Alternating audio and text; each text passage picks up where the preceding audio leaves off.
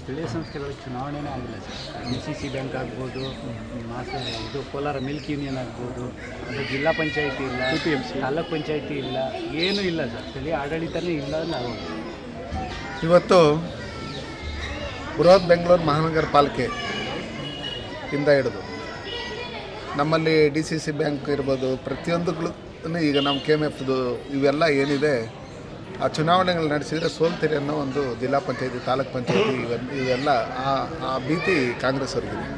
ಅದಕ್ಕೋಸ್ಕರ ಯಾವುದೇ ಕಾರಣಕ್ಕೂ ಈ ಚುನಾವಣೆ ಮಾಡಬಾರ್ದು, ನಾವು ಈ ಭ್ರಷ್ಟಾಚಾರದಲ್ಲಿ ತೊಡ್ಕೊಂಡಿದ್ದೀರಿ, ಯಾರು ನೋಡಿದ್ರೂ ಭ್ರಷ್ಟಾಚಾರ ಡೆವಲಪ್ಮೆಂಟ್ ಇಲ್ಲ ಅಂತ ಹೇಳ್ತಾ ಇದ್ದಾರೆ. ಅದಕ್ಕೋಸ್ಕರ ಏನೋ ಒಂದು ಸ್ವಲ್ಪ ಕಾಲ ಹಾಕ್ಕೊಂಡು ಒಂದು 2 ವರ್ಷ 3 ವರ್ಷ ಹಂಗೆ ತಲುಪೋಣ ಅನ್ನೋ ಲೆಕ್ಕಾಚಾರದಲ್ಲಿ ಕಾಂಗ್ರೆಸ್ ಅವ್ರು ಏನು ಹೋಗ್ತಾ ಇದ್ದಾರೆ.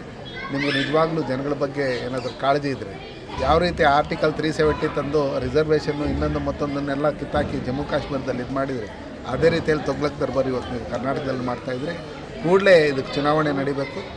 ಜನಪ್ರತಿನಿಧಿಗಳು ಬಂದು ಜನರ ಸಮಸ್ಯೆಗಳೇನಿದೆ, ಆಲ್ವ ಒಕ್ಕೂಟದಲ್ಲಿ ಇವಾಗ ನೀವು ನೋಡಿದ್ದೀರಿ, ಇಡೀ ಕರ್ನಾಟಕದಲ್ಲೆಲ್ಲ ನೋಡಿದಂಥ ಸಂದರ್ಭದಲ್ಲಿ ಸುಮಾರು ಸಾವಿರಾರು ಕೋಟಿ ಹಣ ಇವತ್ತು ಸಹಾಯಧನ ಕೊಟ್ಟಿಲ್ಲ ಹಾಲಕ್ಕಂಥವ್ರಿಗೆ. ಹಂಗಿರ್ತಕ್ಕಂಥ ಸಂದರ್ಭದಲ್ಲಿ ಕೂಡಲೇ ಅಲ್ಲೂ ಚುನಾವಣೆ ನಡೆದರೆ ಚೆನ್ನಾಗಿರುತ್ತೆ.